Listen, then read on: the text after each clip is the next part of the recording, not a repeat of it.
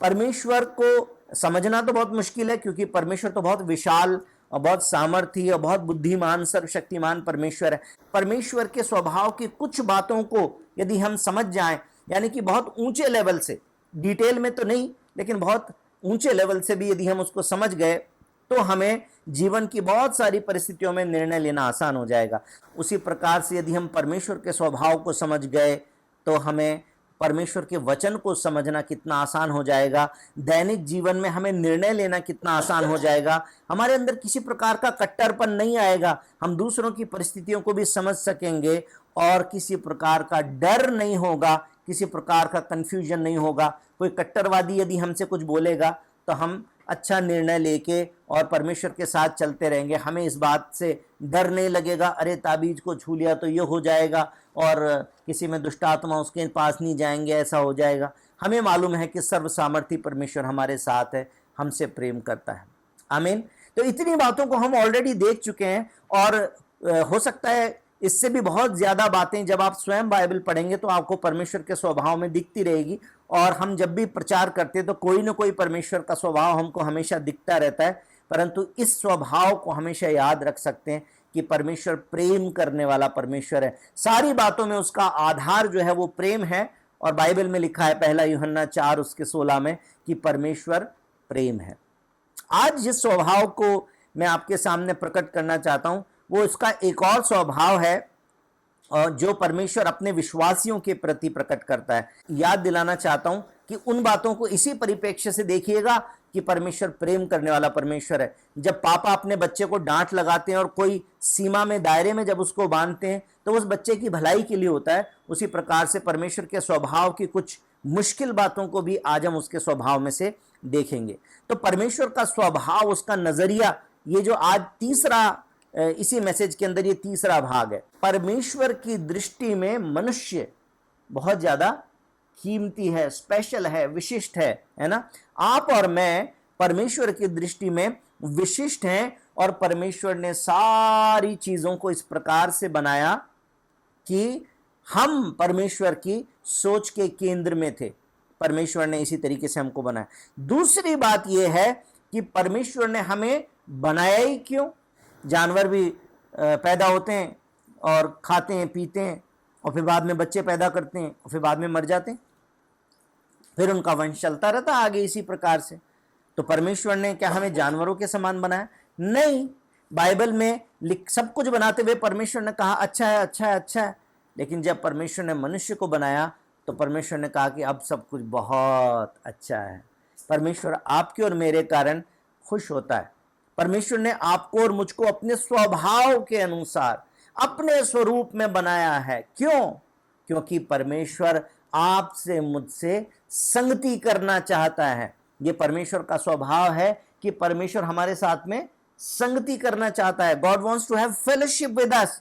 परमेश्वर हमारे साथ में संगति करना चाहता है। और इसके लिए मैं आपके साथ में बाइबल के कुछ अंश को पढ़ूं। बस उत्पत्ति की किताब में आप आ जाइए, पहला अध्याय, उत्पत्ति की किताब पहला अध्याय, उसके शुरुआती अंश में तो आप जानते हैं कि क्या क्या लिखा हुआ है, कि परमेश्वर ने सारी चीज़ों का निर्माण कैसे किया, सारी चीज़ों को कैसे बनाया।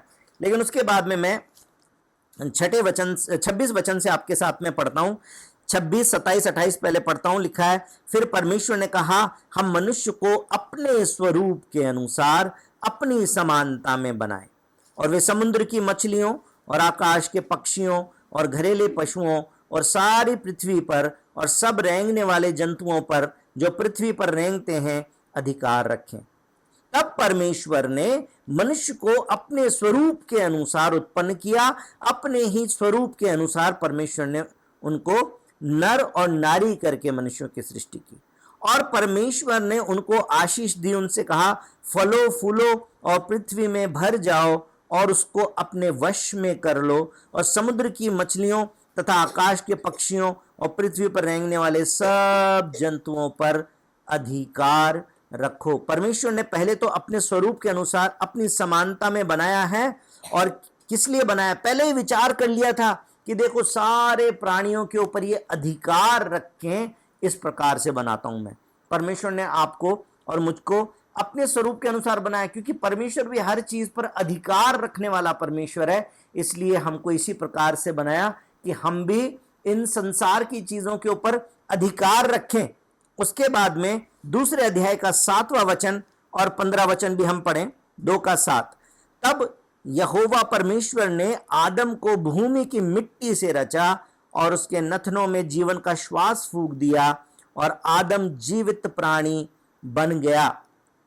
परमेश्वर ने अपने हाथों की कारीगरी से बड़े प्रेम के साथ में बनाया है ना। तो इसलिए चिंता मत करिएगा, आपकी हाइट मेरे समान टिगनी सी है, कोई बात नहीं। आपका रंग काला है, कोई बात नहीं। आप थोड़े से फैले हुए हैं, मोटे हैं, कोई बात नहीं। आप ज्यादा ही लंबे हैं ताड़ के पेड़ के समान, कोई बात नहीं। आप पतले दुबले हैं, कोई बात नहीं। नाक तो नाक की जगह पर है ना, आंखें तो आंखों की जगह पर है ना, कान तो कान की जगह पर है ना, 2 हाथ है ना, 2 पैर है ना। परमेश्वर का धन्यवाद करिए, क्योंकि अपने स्वरूप के अनुसार अपनी समानता में बनाया है। इस बात से कोई फर्क नहीं पड़ता हम गोरे हैं, काले हैं, दाढ़ी ठीक से आती है नहीं आती है, आपके बाल कम हैं ज्यादा हैं, कोई फर्क नहीं पड़ता है। परमेश्वर ने अपने हाथों से बनाया है, बड़े प्रेम से बनाया है।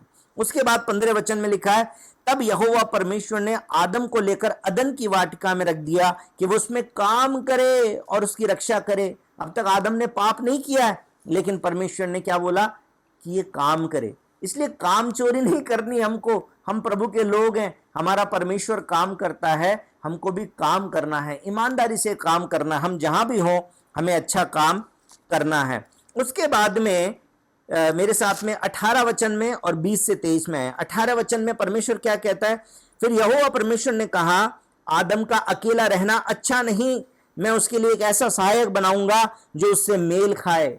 आपको मालूम है क्यों परमेश्वर ने ऐसे कहा कि आदम का अकेला रहना अच्छा नहीं है? क्योंकि परमेश्वर स्वयं संगति में रहने वाला परमेश्वर है। परमेश्वर यहोवा अकेला नहीं है, पिता, पुत्र और पवित्र आत्मा एक दूसरे के साथ में संगति करने वाले एक परमेश्वर, जिसके 3 अलग अलग रूप हैं, उन तीनों रूपों में आपस में संगति है, आपस में समन्वय है, आपस में सामंजस्य है। उनमें किसी प्रकार की कोई होड़ नहीं है, ऊंच नीच नहीं है, विचार मतभेद नहीं है। वो एक परमेश्वर है, 3 रूप है उसके, पिता, पुत्र, पवित्र आत्मा, लेकिन कोई मतभेद नहीं है, आपस में संगति करते हैं। संगति करते हैं तभी तो कहा था ना, 26 वचन को एक बार फिर से पढ़िए। फिर परमेश्वर ने कहा, हम मनुष्य को अपने स्वरूप के अनुसार अपनी समानता में। हम किससे बोल रहा था परमेश्वर?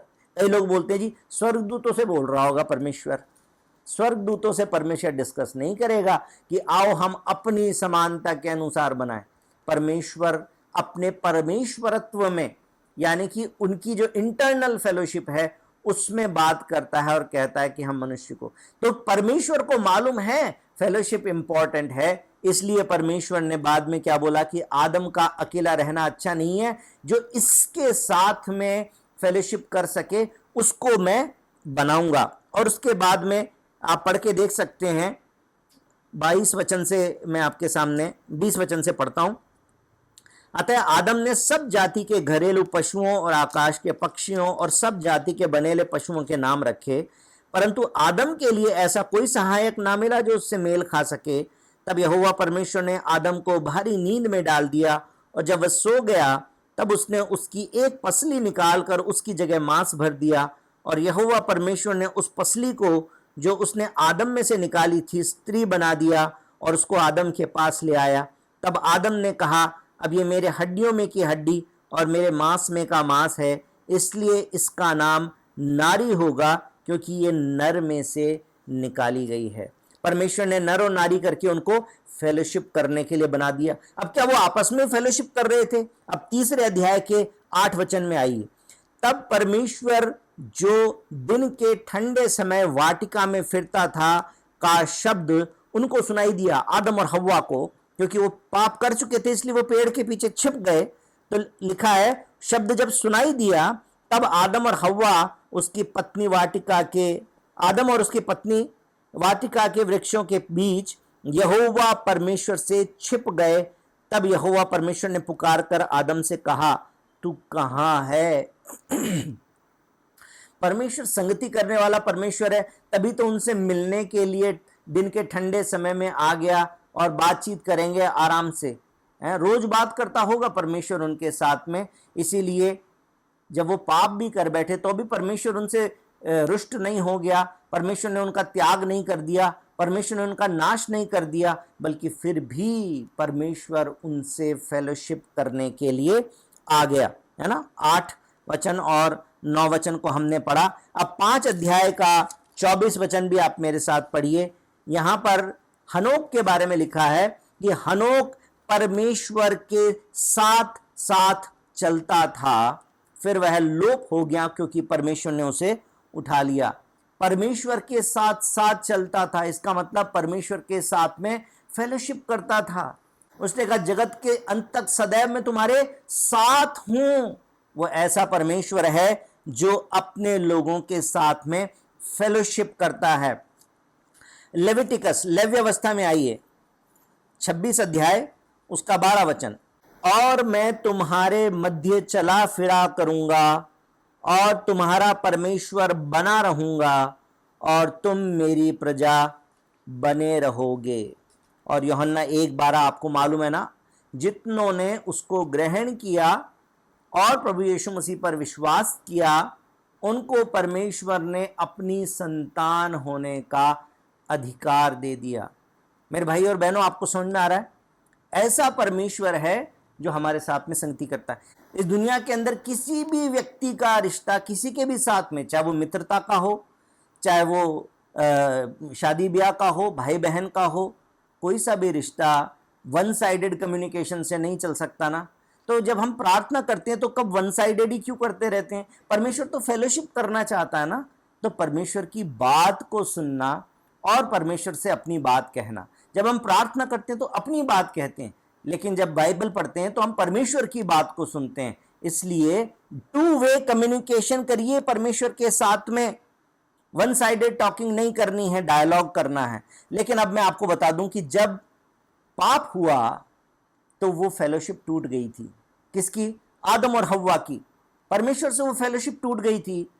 और आप और मैं भी जब पाप में थे तो हमारी फेलोशिप टूटी हुई थी। अब हम परमेश्वर से तो दूर हो गए थे, तो हमें परमेश्वर के बारे में कैसे पता चलेगा? यीशु मसीह तो आज से 2000 साल पहले आके चले गए। अब तो इस दुनिया में यीशु मसीह मनुष्य रूप में नहीं है ना, तो हमको कैसे पता चलेगा उसके स्वभाव के बारे में?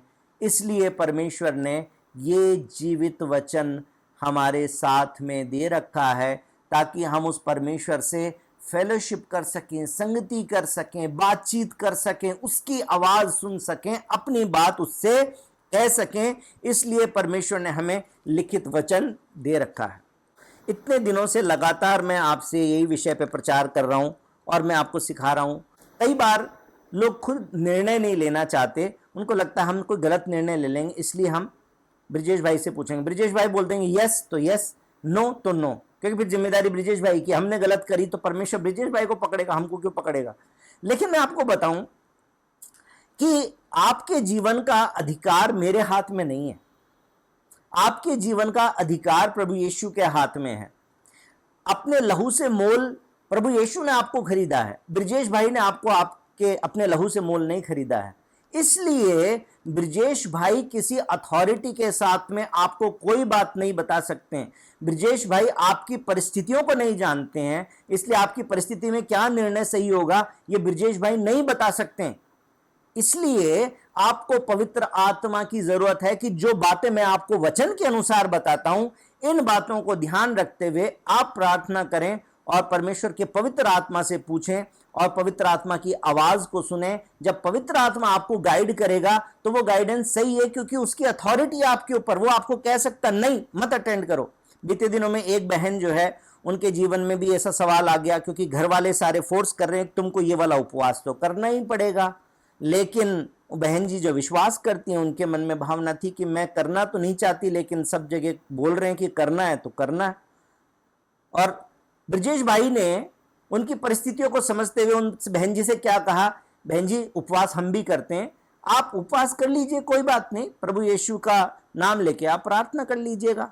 लेकिन परमेश्वर ने रात में, हम तो आ गए बोल के, लेकिन परमेश्वर की अथॉरिटी ना, ब्रिजेश भाई की अथॉरिटी नहीं है। रात में बहन जी की तबीयत खराब हो गई, तबीयत ऐसी खराब हो गई कि अगले दिन ना तो वो काम पे भी जा सकी अपने, और न वो उपवास कर सकी। और परमेश्वर ने उनका रास्ता ऐसा बना दिया कि अब उपवास, जब जब तबीयत ही खराब हो गई, अब दवाई लेनी पड़ेगी तो खाना भी पड़ेगा, पानी भी पीना पड़ेगा, चाय भी पीनी पड़ेगी। तो परमेश्वर ने उनको रास्ता बता दिया कि इस परिस्थिति में क्या करना चाहिए था। ब्रिजेश भाई जो बोल के आए उसका कोई मतलब नहीं है। इसलिए ब्रिजेश भाई जब आपको कहते हैं कि आप ऐसा कर सकते हैं तो इस बात पे ज्यादा तवज्जो मत दीजिए, और जब ब्रिजेश भाई या कोई भी कट्टरवादी कहता है कि ऐसा मत करिए तब भी ज्यादा ध्यान मत दीजिए, पवित्र आत्मा से पूछिए। हम आपको गाइडलाइन दे सकते हैं कि वचन में क्या लिखा है, लेकिन आपकी परिस्थिति में सही निर्णय लेना पवित्र आत्मा आपको बताएगा। लेकिन ब्रिजेश भाई क्या कॉम्प्रोमाइज करना सिखा रहे हैं आपको? मैं आपको बाइबल का पूरा एक बैलेंस बता रहा हूं। मेरे साथ में 2 वचन देखिए जरा, व्यवस्था की किताब में हम है ना, इसका 20 अध्याय का 10 वचन पढ़िए जरा मेरे साथ। लिखा है, फिर यदि कोई पराई स्त्री के साथ व्यभिचार करे तो जिसने किसी दूसरे की स्त्री के साथ व्यभिचार किया हो तो वो व्यभिचारी और वो व्यभिचारिणी दोनों निश्चय मार डाले जाएं। कैसे मार डाले जाएं? पत्थरों से मार मार के वो मार डाले जाएं। अब साथ साथ में यूहन्ना की किताब उसका 8वां अध्याय में आइए। यूहन्ना की किताब उसका 8वां अध्याय और उसके 3 से 5 को पहले मैं पढ़ता हूं। तो वहां पर लिखा है, तब शास्त्री और फरीसी एक स्त्री को लाए जो व्यभिचार में पकड़ी गई थी, और उसको बीच में खड़ा करके यीशु से कहा, हे गुरु, ये स्त्री व्यभिचार करते पकड़ी गई है। व्यवस्था में मूसा ने हमें आज्ञा दी है कि ऐसी स्त्री पर पथराव करें, अतः तू स्त्री के विषय में क्या कहता है? और 10 और 11 वचन को पढ़ के देखिए। यीशु ने सीधे होकर उससे कहा, हे नारी, वो कहाँ गए? क्या किसी ने तुझ पर दंड की आज्ञा नहीं दी? उसने कहा, हे प्रभु, किसी ने नहीं। यीशु ने कहा, जा, मैं भी तुझ पर दंड की आज्ञा नहीं देता, जा फिर पाप ना करना। मेरे भाई और बहनों, क्या समझ में आया? बाइबल में ये लिखा है, परंतु ये भी लिखा है। बाइबल के दोनों छोर को पढ़ना जरूरी है। परमेश्वर के स्वभाव के पूरे छोर को समझना जरूरी है। पहला शमूएल में आइए जरा मेरे साथ में, उसका 21 अध्याय और उसके 1 से 9 को आप नोट कर लीजिए। वहां पर आपको क्या करना है, उसको पढ़ना है। लेकिन मैं आपको बता दूं कि वहां पर हुआ क्या है, कि वहां पर दाऊद ने एक याजक के पास जाके बोला कि भूख लगी है, क्या करें?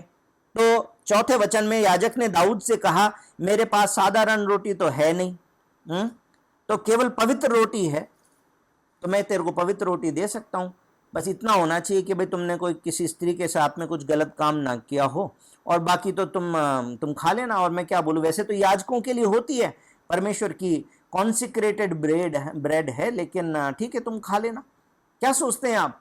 क्या ऐसा परमेश्वर है जिसने कहा था कि सिर्फ याजक खाएंगे, उस खाने को कोई और भी खा ले? क्या करेगा परमेश्वर? दंड दे देगा क्या? यूहन्ना की किताब 12 अध्याय में आइए जरा मेरे साथ में, उसके 6 वचन को मेरे साथ पढ़िए। यूहन्ना 12 का 6 वचन। उसने ये बात इसलिए नहीं की कि उसे कंगालों की चिंता थी, परंतु इसलिए कि वो चोर था और उसके पास उनकी थैली रहती थी, उसमें से कुछ डाला जाता था, वो निकाल लेता था। यहूदा इस्करियोती की गवाही दी गई है, जब मरियम ने जटामासी का वो सुगंध द्रव्य डाल दिया प्रभु यीशु के पांव पे, तो कह रहा था, ये क्यों वेस्ट कर दिया? ये तो साल भर की नौकरी कर आदमी करे उतने पैसे का है, बहुत महंगा है, इसको तो अपन बेचते तो गरीबों के अंदर दान करते। पर लिखा उसकी गवाही, पर ये उसने गरीबों की ध्यान में करके नहीं किया था, उसके मन में तो चोर था, वो तो चोरी करता था। तो क्या चोरी करने के लिए परमेश्वर प्रभु यीशु ने दंड दे दिया? दंड नहीं दिया। उधर दाऊद को पवित्र रोटी खाने का दंड नहीं दिया, यहां पर यहूदा इस्करियोती को चोरी कर रहा है, फिर भी दंड नहीं दिया। लेकिन प्रेरितों के काम 5 अध्याय के अंदर आइए, उसमें 3 से 5 के अंदर लिखा है, पतरस ने कहा, हे हनन्या, शैतान ने तेरे मन में ये बात क्यों डाली? तू पवित्र आत्मा से झूठ बोले और भूमि के दाम में से कुछ रख छोड़े। जब तक वो तेरे पास रही तो क्या तेरी ना थी? और जब भी गई तब भी क्या तेरे वश में ना थी? तूने अपने मन में क्यों ये बात विचारी? तू मनुष्यों से नहीं परमेश्वर से झूठ बोला। ये सुनते ही हनन्या गिर पड़ा, प्राण छोड़ दिए। अब बताओ, एक तरफ जो लगातार प्रभु के ही दान पेटी में से चोरी कर रहा था, तो प्रभु ने उसको कुछ बोला ही नहीं, और एक आदमी जिसकी अपनी प्रॉपर्टी प्रभु के कामों के लिए दान करने के लिए बेच के आया था, उसने थोड़ा अपने लिए रख लिया, मर गया उसी टाइम पे। ये कैसा परमेश्वर है? और वापस आइए दूसरा शमूएल में। दूसरा शमूएल 6 अध्याय के पहले वचन से लेकर और 7वें वचन तक जब आप पढ़ेंगे तो आपको पता चलेगा कि वाचा के संदूक को वो लोग लाने लगे। तो उसका तरीका परमेश्वर ने बताया था कि जो परमेश्वर के लेवी जाति के लोग हैं वो लोग उसको कंधे पर उठा के चलेंगे और इस प्रकार से वाचा का संदूक एक जगह से दूसरी जगह पहुंचाया जाएगा। परंतु दाऊद ने थोड़ी टेक्नोलॉजी लगा ली, जैसे आजकल के लोग टेक्नोलॉजी लगाते हैं ना, बाइबल तो पढ़ते नहीं है और मोबाइल के अंदर से बाइबल पढ़ते हैं।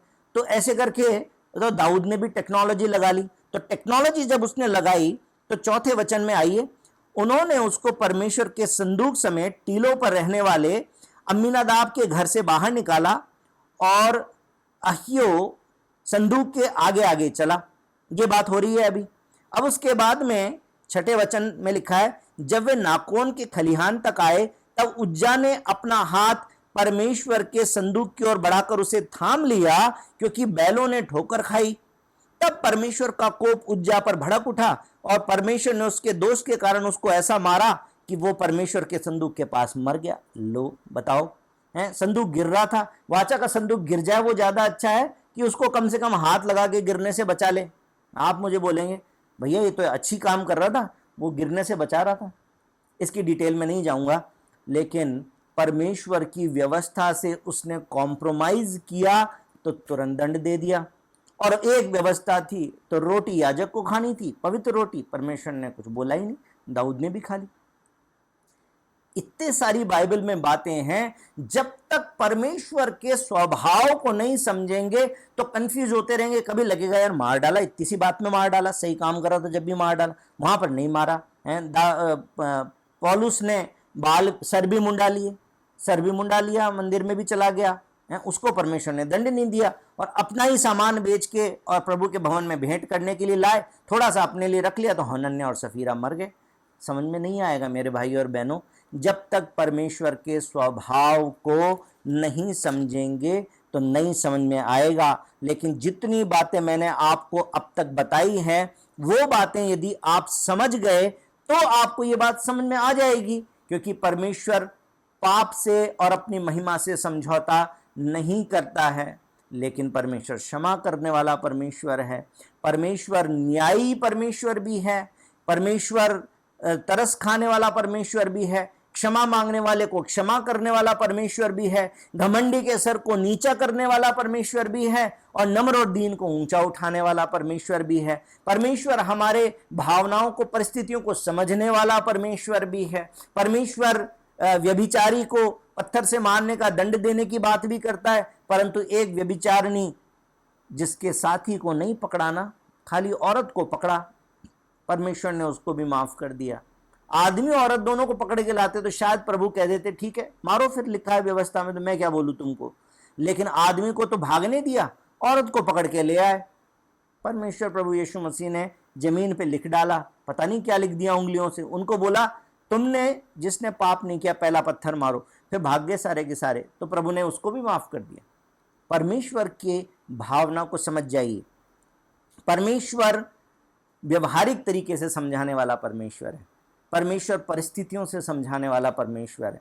मैं आपको बता दूं, यदि परमेश्वर आपको संतोष रखना सिखाएगा ना तो आपको कमी घटी में रखेगा, ताकि आप संतोष करना सीख जाएं कि जितना है उतने में ही संतोष कर लें।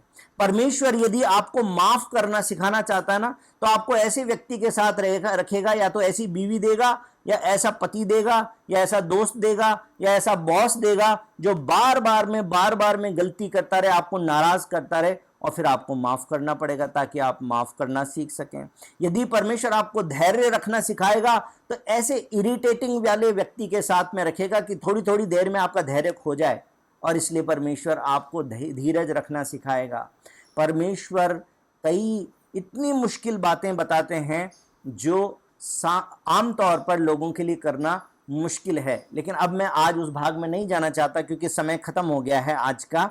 लेकिन मैं आपको बता दूं एक बात सिर्फ, कि परमेश्वर अपने लोगों से प्रेम करता है।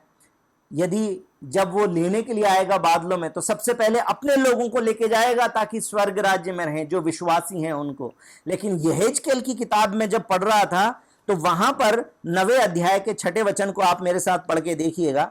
उस पूरे हिस्से को जब आप पढ़ेंगे तो वहां पर आप देखेंगे कि 8वें अध्याय में 7वें अध्याय में आप देखेंगे कि यरूशलेम बहुत पाप कर रहा था। तो परमेश्वर बहुत नाराज हुआ और परमेश्वर ने कहा अब मैं इनको दंड दूंगा। और बता दिया कि एक दवात लेके एक आदमी दिखाई देगा, ये जिस पे निशान लगाएगा उसको तो तुम छोड़ देना और बाकियों को तो मैं मार ही डालूंगा, जवान हो, बुजुर्ग हो, बच्चे हो, कुछ भी हो। परमेश्वर ने कहा पाप करने वाले को तो दंड मिलेगा। लेकिन 6ठे वचन के अंत में ही लिखा है, मेरे पवित्र स्थान से आरंभ करो। उन्होंने उन पुरनियों से आरंभ किया। समझ में आ रहा है? परमेश्वर जब न्याय करना शुरू करेगा वो भी अपने लोगों से शुरू करेगा। ये मत सोचना कि पहले दुनिया का न्याय करेगा बाद में फिर हमारा नंबर आएगा, तब तक हम मन फिरा लेंगे, हम तो वैसे ही सच्चाई को जानते हैं, अपने को मालूम है, प्रभु ने कहा है माफी मांग लेंगे, प्रभु माफ कर देगा। ऐसा नहीं होगा। परमेश्वर पहले न्याय आपका और मेरा करेगा, अपने भवन से शुरू करेगा, अपने लोगों से शुरू करेगा।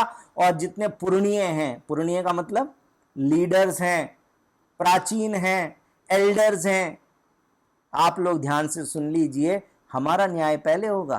क्यों? क्योंकि अगर ईशांशी का और मेरा दोनों का एक ही टेस्ट पेपर दे दिया जाए, हम दोनों को टेस्ट पेपर पे बोले कि आप दोनों को ये एग्जाम लिखना है, और वही सवाल ईशी भी गलत कर दे और वही सवाल मैं भी गलत कर दूं, तो जो सामने वाला प्रिंसिपल है वो क्या बोलेगा? अरे भाई ये तो छोटी बच्ची है, उसने तो चलो गलती कर दी, तुम तो पढ़े लिखे आदमी हो, एमटेक कर रखा तुमने आईआईटी रुड़की से, हैं, तुमने इतनी सी बात का जवाब कैसे गलत कर दिया? वो मेरे को ज्यादा स्ट्रिक्टली जांचेंगे। सच्चाई आपको और मुझको मालूम है मेरे भाई और बहनों। इसलिए यदि अभी भी हम पाप करेंगे तो परमेश्वर पहले हमसे न्याय करेगा, दुनिया का नंबर बाद में आएगा। क्योंकि परमेश्वर कहेगा चलो उनको तो सच्चाई नहीं मालूम थी ना, इसलिए मूर्ति पूजा कर रहे थे, तुम किस चक्कर में थे? तुमको तो सच्चाई मालूम थी। मेरे भाई और बहनों, न्याय हमारा होगा। और इससे जोड़ के एक बात कह दूं, याकूब की पत्री में लिखा हुआ है, इसी से जुड़ी हुई बात है वो, याकूब 3:1 में, कि परमेश्वर बिल्कुल साफ साफ कहता है कि तुम में से बहुत सारे लोग अगवा ना बने। 3:1 में लिखा, हे मेरे भाइयों, तुम में से बहुत उपदेशक ना बने, क्योंकि जानते हो कि हम उपदेशक और भी दोषी ठहरेंगे। कई लोगों को बड़ी जल्दी लगती है, विश्वासी बनते ही थोड़े दिनों में प्रचार करना शुरू करेंगे, भीड़ इकट्ठा करेंगे, हाँ भाई हम तो पास्टर बन गए, कोई दिक्कत नहीं है। आप ये मत सोचिएगा ब्रिजेश भाई को जलन हो रही है आपसे क्योंकि आप प्रचार करना शुरू कर दिए, आप जल्दी से भाग के उपदेशक बन गए। ब्रिजेश भाई आपसे प्रेम करते हैं, आपकी चिंता करते हैं, इसलिए ब्रिजेश भाई कहते हैं जल्दी उपदेशक मत बनिए, क्योंकि आपका टेस्ट ज़्यादा मुश्किल रहेगा, आपका टेस्ट पेपर मुश्किल आएगा। क्योंकि आप टीचर बन जाएंगे तो आपका सवाल टीचर के जैसा होगा, स्टूडेंट का सवाल स्टूडेंट के जैसा होगा। यदि आप उपदेशक बन जाएंगे तो परमेश्वर आपको बोले तुमको तो सब कुछ मालूम था, दूसरों को सिखाते थे, तुम्हारा क्या होगा? और फिर बाद में हमको उसका जवाब देना पड़ेगा। हम लोग ध्यान रखें कि परमेश्वर हमसे शुरू करेगा। मेरे पास में वचन तो बहुत सारे हैं और भी, क्योंकि यहेजकेल की किताब में चाहता हूँ आप पढ़ के देखिएगा, 2 अध्याय उसका 5 से 7। इंटरेस्टिंग है, पता नहीं, मुझे लग रहा है कि आज हम छोटी सी प्रार्थना कर लेंगे, लेकिन पढ़िए जो मैंने लिखा है उसको पढ़िए तो आपको पता चलेगा कि परमेश्वर अपने लोगों से न्याय शुरू करेगा, है ना, और अपने लोगों को बचाएगा। 1 कुरिन्थियों 10:13 पढ़िए पहले जरा, 1 कुरिन्थियों 10:13। ऐसा मत सोचना आप ब्रिजेश भाई ने डरा दिया यार ये कैसी बात हो गई है, अब परमेश्वर पहले हमारा न्याय करेगा, पहले हमारी परीक्षा होगी, पहले हमारा न्याय करेगा। 1 कुरिन्थियों उसका 10:13। मैं आपको डरा नहीं रहा हूं, मैं आपको सच्चाई बता रहा हूं, परंतु साथ साथ में आपको परमेश्वर का अनुग्रह भी बता देता हूं। 10:13 में लिखा है कि तुम किसी ऐसी परीक्षा में नहीं पढ़े और नहीं पढ़ोगे भी जो मनुष्य के सहने से बाहर है। परमेश्वर सच्चा है और जब तुम्हें सामर्थ से बाहर परीक्षा में ना पढ़ने देगा, वरन परीक्षा के साथ निकास भी करेगा कि तुम सह सको। ऐसा मत समझिए कि परमेश्वर आपको अकेला छोड़ देगा, लेकिन हमको भी कॉपरेट करना है, हमको भी संगति में चलना है, हमको पवित्रता के भूखे बनना है, हमको परमेश्वर के वचन को समझना है तो ग्रहण करना है, इसकी आज्ञाकारिता में चलना है। परमेश्वर आज्ञाकारिता एक्सपेक्ट करता है और परमेश्वर जिनको ज्यादा देता है ना, उनसे ज्यादा उम्मीद भी करता है। इसलिए मैंने कहा था कि यहेजकेल की किताब में आइए जरा, तो यहेजकेल उसका दूसरा अध्याय और उसके 5 से 7 को जब आप पढ़ते हैं तो लिखा हुआ है, और तू उनसे कहना, प्रभु यहोवा यूं कहता है, इससे वे जो बलवा करने वाले घराने के हैं, चाहे वो सुने या ना सुने, तो भी वो इतना जान लेंगे कि हमारे बीच एक भविष्यवक्ता प्रकट हुआ है। सुने दुनिया चाहे नहीं सुने, जिसको परमेश्वर ने फिर चुन लिया है, यदि आपको लगता है परमेश्वर ने आपको चुन लिया है, आपने प्रचार करना शुरू कर दिया है, उपदेशक बन गए, तो फिर पीछे नहीं हट सकते। परमेश्वर कह रहा सुने चाहे नहीं सुने, अब दुनिया, अब आपको बोलते रहना है और हिम्मत के साथ, हे मनुष्य के संतान, तू उनसे ना डरना, चाहे तुझे कांटों, ऊंट कटारों, बिच्छुओं के बीच भी रहना पड़े, तो भी उनके वचनों से ना डरना। यद्यपि वे विद्रोही घराने के हैं, तो भी ना उनके वचनों से डरना, न उनके मुंह देखकर तेरा मन कच्चा हो। तीसरे अध्याय का 8 से 11 वहां पर लिखा है, देख मैं तेरे मुख को उनके मुख के सामने और तेरे माथे को उनके माथे के सामने ढीठ कर देता हूं। ओहो हो, कैसा शब्द लिखा है। परमेश्वर कहता तुम ढीठ बन जाओ। नहीं सुन रहा ना सामने वाला, सुनने में ढिठाई करता, तुम सुनाने में ढिठाई करो, तुम सुनाते ही रहो। वो नहीं सुन रहा, नहीं सुन रहा, सुनने में ढिठाई कर, तुम सुनाने में ढिठाई कर, तो अब तुम सुनाते ही रहो, सुनाते ही रहो। इसीलिए मैं सुनाते ही रहता हूँ। प्रेरणा जी हर संडे बोल रही है आजकल, वीडियो ऑन करो, वीडियो ऑन करो। नहीं सुनने वाले ढिठाई कर रहे हैं, हम बोलने वाले भी ढीठ बन के हम भी बोलते ही रहेंगे, क्योंकि परमेश्वर के वचन में लिखा हुआ है। और 11वें वचन के अंत में भी लिखा है, प्रभु यहोवा यूं कहता है, चाहे वो सुने चाहे नहीं सुने। तीसरे अध्याय का 18 से 21 के बीच में अब ये इंपॉर्टेंट बात है। यहां पर देखिए, मैं 16 वचन से ही पढ़ देता हूं। 7 दिन के व्यतीत होने पर यहोवा का वचन मेरे पास पहुंचा। परमेश्वर के दासों सुन लो, हे मनुष्य के संतान, मैंने तुझे इजराइल के घराने के लिए पहरुआ नियुक्त किया है। तू मेरे मुंह की बात सुनकर उन्हें मेरी ओर से चिताना। जब मैं दुष्ट से कहूं तू निश्चय मरेगा, और यदि तू उनको न चिताए और न दुष्ट से ऐसी बात कहे जिससे कि वो सचेत हो और अपना दुष्ट मार्ग छोड़कर जीवित रहे, तो वो दुष्ट अपने अधर्म में फंसा हुआ तो मरेगा, परंतु उसके खून का लेखा मैं तुझसे लूंगा। और यदि तू दुष्ट को चिताए और वो अपनी दुष्टता और दुष्ट मार्ग से ना फिरे, तो वो अपने अधर्म में फंसा हुआ मर जाएगा, परंतु तू अपने प्राणों को बचाएगा। एक्स्ट्रा वैल्यू कुछ नहीं मिल रही है कि तू प्रभु का दास कहलाएगा, तू परमेश्वर का दास कहलाएगा और तेरी मैं महिमा करूंगा, ऐसे नहीं लिखा। मतलब तू अपने प्राण बचा लेगा, यही बड़ी बात है, समझ ले। और उसके बाद लिखा है, फिर जब धर्मी जन, विश्वासी जन अपने धर्म से फिरकर कुटिल काम करने लगे, तो मैं उनके सामने ठोकर रखूं तो वो मर जाएगा, क्योंकि तूने जो उसको नहीं चिताया, इसलिए वो तो अपने पाप में फंसा हुआ मरेगा, और जो धर्म के कर्म उसने किए हों उनकी सुधि ना ली जाएगी, पर उसके खून का लेखा मैं तुझसे लूंगा। परंतु यदि तू धर्मी को ऐसा कहकर चिताए कि वो पाप न करे और वो पाप से बच जाए, तो वो चितौनी को ग्रहण करके निश्चय जीवित रहेगा और तू अपने प्राणों को बचाएगा। परमेश्वर प्रैक्टिकली सिखाने के लिए कितनी कितनी अजीब बात बोलता है। तैयार हो जाइए, यदि आप प्रभु के दास बनना चाहते हैं, उपदेशक बनना चाहते हैं ना, तो सुन लीजिए। 4 अध्याय के 12 वचन में परमेश्वर क्या कह रहा है, अपना भोजन जौ की रोटियों के समान बनाकर खाया करना, उसको मनुष्य की विष्ठा के कंडों पर उनके देखते बनाया करना। गाय के गोबर पे बनाने के लिए नहीं बोल रहा है, इंसान के गोबर पे बनाने के लिए बोल रहा है। बनाएंगे, क्योंकि परमेश्वर उनको ये दिखाना चाहता है कि तुम जो घृणित काम कर रहे हो वो मेरी दृष्टि में वैसा ही घृणित है जितना घृणित ये बात है कि मनुष्य की विष्ठा पर तुम रोटी बनाकर खाओ। होशे की किताब में 1 अध्याय के 2 वचन में परमेश्वर ने होशे को क्या बोल दिया, तब यहोवा ने होशे के द्वारा पहल बातें की। तब उसने होशे से ये कहा, जाकर एक वेश्या को अपनी पत्नी बना ले। और भी बातें लिखी हैं। मेरे भाइयों और बहनों, यदि परमेश्वर की सेवा करनी है तो फिर कठिन समय के लिए भी तैयार रहिएगा। परमेश्वर कठिन बातें आपसे उम्मीद करेगा, क्योंकि यदि वो आपकी सुनकर लोगों को चंगाई देता है, यदि आपकी प्रार्थना के उत्तर में बड़े बड़े काम करता है, वो परमेश्वर आपके लिए यदि अद्भुत बातें करता है, तो परमेश्वर आपसे बहुत बड़ी बड़ी बातों की उम्मीद भी करेगा। इसलिए मैं कहता हूं कि बहुत सारे लोग उपदेशक ना बने। हम विश्वासी हैं, एक अच्छे विश्वासी का सा जीवन जिएं और परमेश्वर की महिमा करें, ये काफी है। परमेश्वर को समझ लीजिए, परमेश्वर कैसा परमेश्वर है। परमेश्वर प्रेम करने वाला परमेश्वर है। परमेश्वर सृष्टि करता है, परमेश्वर पालनहार है, मुहैया करेगा, और परमेश्वर न्याय करता है, वो न्याय भी करेगा। इसलिए जो भी हम करते हैं इसी प्रकार से, इसी दायरे में करें कि परमेश्वर को क्या भाता है। इफिसियों 5:10 में ये बता दिया गया है विश्वासी जीवन कैसे जीना है। ये परखो कि परमेश्वर को क्या भाता है। अगर परमेश्वर को भाता है, परमेश्वर की दृष्टि में पाप नहीं है, परमेश्वर की महिमा से कॉम्प्रोमाइज नहीं हो रहा है, तो उस काम को कर लो। ब्रिजेश भाई से मत पूछो हम त्योहार मनाएं कि नहीं मनाएं, हम पांव छुएं कि नहीं छुएं, हम हिंदू परिवार में शादी करें कि नहीं करें, हम वहां पर जाएं कि नहीं जाएं। मेरे से मत पूछिए, पूछ सकते हैं, ऐसी कोई दिक्कत नहीं है। लेकिन मैं बात कहना चाहता हूं कि ब्रिजेश भाई से परमेश्वर को स्पेशल बात नहीं बताएगा जो आपको नहीं बता सकता। आपका संबंध परमेश्वर से ग्रैंड चिल्ड्रन का नहीं है, you are children of God. ऐसा नहीं कि ब्रिजेश भाई तो परमेश्वर की संतान है और आप परमेश्वर के पोते पोती हैं, ऐसे नहीं है। आप भी परमेश्वर की संतान ही हैं। यदि आप परमेश्वर की आवाज सुनने के लिए तैयार हैं, परमेश्वर आपसे बात करेगा।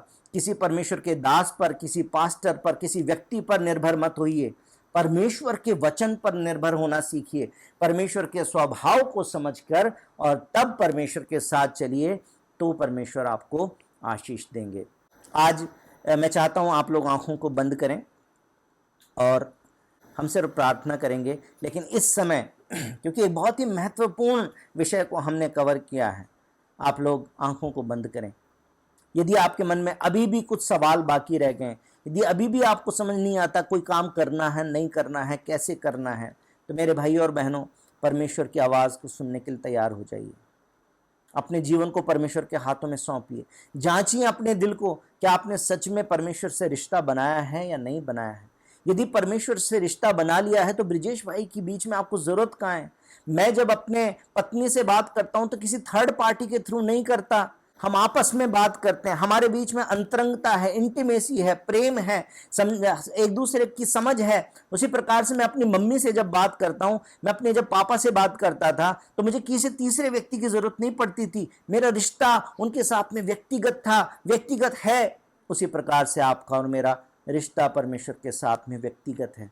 मेरे भाई और बहनों, किसी पर भी डिपेंड मत होइए। मैं जब प्रचार करता हूं तो मेरे प्रचार को भी फिर से पढ़िए, फिर से सुनिए, और परमेश्वर के वचन से जांचिए कि मैंने भी सही बोला है या नहीं बोला है। बीरिया की कलीसिया ऐसा ही करती थी, परमेश्वर के वचन से जो सुन के आती थी, फिर खुद परमेश्वर के वचन को पढ़ के देखती थी कि ऐसा ही लिखा है या नहीं लिखा है।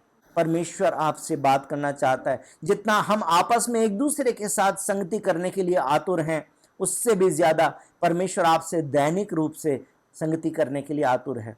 परमेश्वर आपसे मेल मुलाकात करना चाहता है, आपसे बातचीत करना चाहता है, अपने दिल की बात आपको कहना चाहता है। अपने दिलों को खोल दीजिए, आज जांच लीजिए कि परमेश्वर के साथ में रिश्ता है या नहीं है। अब परमेश्वर पिता का प्रेम, प्रभु यीशु का अनुग्रह और पवित्र आत्मा की सहभागिता से लेकर हमेशा तक हम सबके साथ और हर एक विश्वासी के साथ होती रहे। आमीन।